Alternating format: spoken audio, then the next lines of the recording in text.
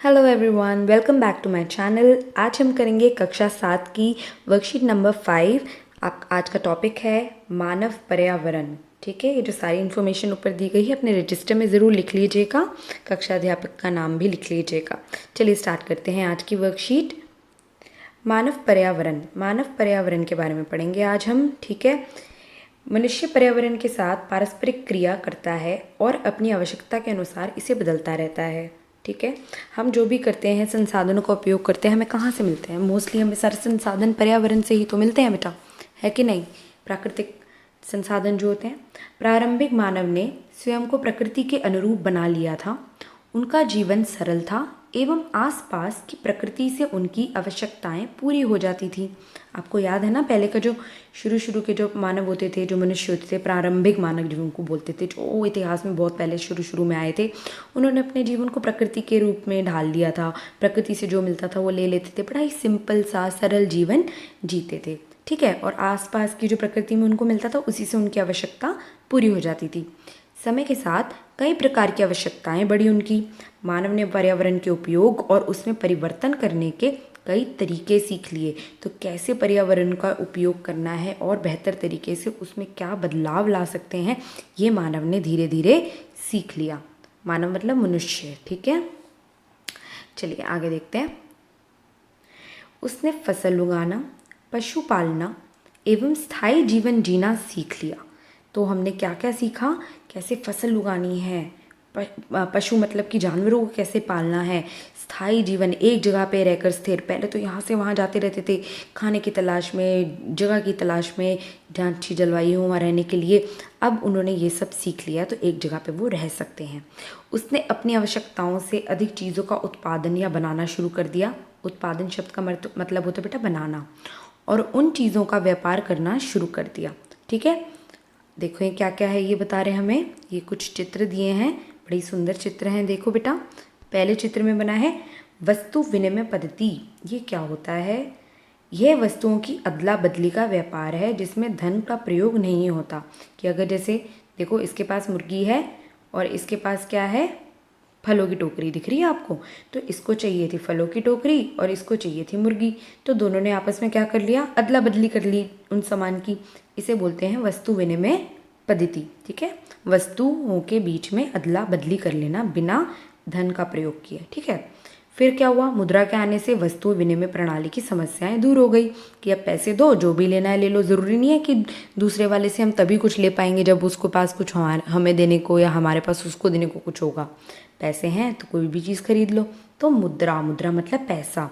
ठीक है, आजकल प्लास्टिक मनी मतलब डेबिट कार्ड, क्रेडिट कार्ड और ऑनलाइन मनी ट्रांसफ़र का भी उपयोग किया जाता है ना। तो वस्तुओं का आदान प्रदान से हम मुद्राओं में आ गए और अब हम मुद्रा, नोट और सिक्कों से और भी आगे बढ़ गए हैं। डेबिट कार्ड और क्रेडिट कार्ड का उपयोग करते हैं जिसको हम बोलते हैं प्लास्टिक मनी। ठीक है, चलिए आगे देखते हैं।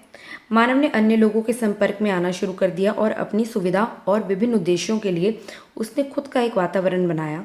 निम्न चित्र मानव पर्यावरण के कुछ उदाहरण दिखाता है। चलिए ये चित्र देखते हैं, कितना सुंदर चित्र है। आप अपने इसको ना रजिस्टर में बना लेना, जितना बना पाओ। ड्राइंग ज़रूरी नहीं है, लिख ज़रूर लेना। ठीक है, क्या दिखाया है? मानव पर्यावरण में शिक्षा, हमें लगी शिक्षा की ज़रूरत। ठीक है, तो हमने विद्यालय खोल लिए। आर्थिक ज़रूरतें, बैंक उसके लिए, पूंजी अपनी जमा करने के लिए। धर्म, हमें धर्म की ज़रूरत लगी, किसी चीज़ में आस्था रखने की ज़रूरत लगी तो बन गए अलग अलग धर्म। ठीक है, फिर नीचे है समुदाय, ग्रुप्स बनने लग गए लोगों के अलग अलग प्रकार के। ठीक है, फिर परिवार, हमें साथ में रहने की ज़रूरत लगने लग गई। ठीक है, तो हम बन गए परिवार एक हमारा मानवीय पर्यावरण के एक और रूप है ये। ठीक है, हमारी जो कि कुछ उदाहरण है ये मानवीय पर्यावरण का। फिर आते हैं व्यक्ति। ठीक है, अलग अलग प्रकार के हमारे काम धंधे शुरू हो गए, है ना, अलग अलग व्यवसाय में। फिर हमारी राजनीतिक स्थिति। ठीक है, तो अपनी सुविधा, अपने उद्देश्य के लिए हमने ये सब करा। राजनीतिक स्थिति का अर्थ क्या? सरकार बनानी शुरू करी, अपने प्रतिनिधित्व चुने जो हमारे लिए देश को या हमारे एक छोटे से क्षेत्र को चलाएं, क्योंकि सभी लोग काम करें ये संभव नहीं है, क्योंकि इतनी जनसंख्या होती है तो ये संभव नहीं हो पाता। इसलिए हम कुछ लोगों को चुन के करते हैं। पहले तो राजा महाराजा होते थे, फिर धीरे धीरे आने लग गई लोकतांत्रिक सरकारें या गणतंत्र। ठीक है ना। तो ये सब चीज़ें हैं जो मानव पर्यावरण का एक सुविधाएं और विभिन्न उद्देश्यों के लिए हमने जो अपना एक वातावरण बनाया है अपने लिए, वो है ये। ठीक है। परिवार होता है तो क्या होता है, छोटी सी एक बात पूछती हूँ, हम सुरक्षित फील करते हैं, है ना। तो ये एक बहुत ही बड़ा उदाहरण है। ठीक है। अब देखें क्या लिखा है इसमें। लॉकडाउन की परिस्थितियों को याद कीजिए और निम्नलिखित तालिका को पूरा करें। क्या है भाई, मानव पर्यावरण का वह हिस्सा जो कार्य करता रहा और मानव पर्यावरण का वह हिस्सा जो कार्य नहीं कर पाया। मतलब कि ऐसे लोग जो लॉकडाउन में काम करते रहे, ठीक है, और ऐसे लोग मानव पर्यावरण का वैसा हिस्सा जो कार्य नहीं कर पाया क्योंकि लॉकडाउन था और वो लोग घर से बाहर नहीं जा पाए, या कुछ ऐसी चीज़ें जो हम नहीं कर पाए लॉकडाउन के समय में। चलिए देखते हैं इसको कैसे करना है। तो देखते हैं मानव पर्यावरण का वह हिस्सा जो कार्य करता रहा लॉकडाउन में भी। डॉक्टर, नर्स अभी भी कर रहे हैं और अभी भी स्थिति बहुत ख़राब है, आप सब जानते हैं ना।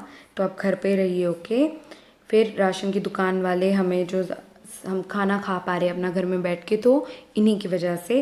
सब्ज़ी बेचने वाले हैं, दूध वाले हैं और दवाई की दुकान वाले हैं, ठीक है। और साथ ही साथ सफाई कर्मचारी, हवाई अड्डे पर जो ड्यूटी दे रहे हैं वो लोग। तो इन सब लोगों का बहुत बड़ा योगदान रहा है जो लॉकडाउन में भी काम करते रहे। ठीक है। अब देखेंगे मानव पर्यावरण का वह हिस्सा जो कार्य नहीं कर पाया। तो होटल वगैरह जो थे वो बंद पड़ गए थे, उनको तो क्वारंटीन के काम में लेकर आया जा रहा था कि लोग जो बाहर से अगर देश से आए थे उनको क्वारंटीन किया जा रहा था होटलों में, कुछ शायद आपको पता हो। फिर जिम बंद थे क्योंकि वहाँ बहुत सारे लोग आते हैं ना। फिर कुछ दुकानें और मॉल बंद थे, जैसे जूतों की दुकान, कपड़ों की दुकान, जिनके बिना भाई तुम्हारा काम चल सकता है कुछ समय तक जब तक लॉकडाउन है। फिर मज़दूर जो थे उनको कोई काम नहीं। आप देख रहे होगे आपके आसपास में जो घर वर बन रहे थे पहले लॉकडाउन के समय में, सब वो बंद पड़ गया था काम।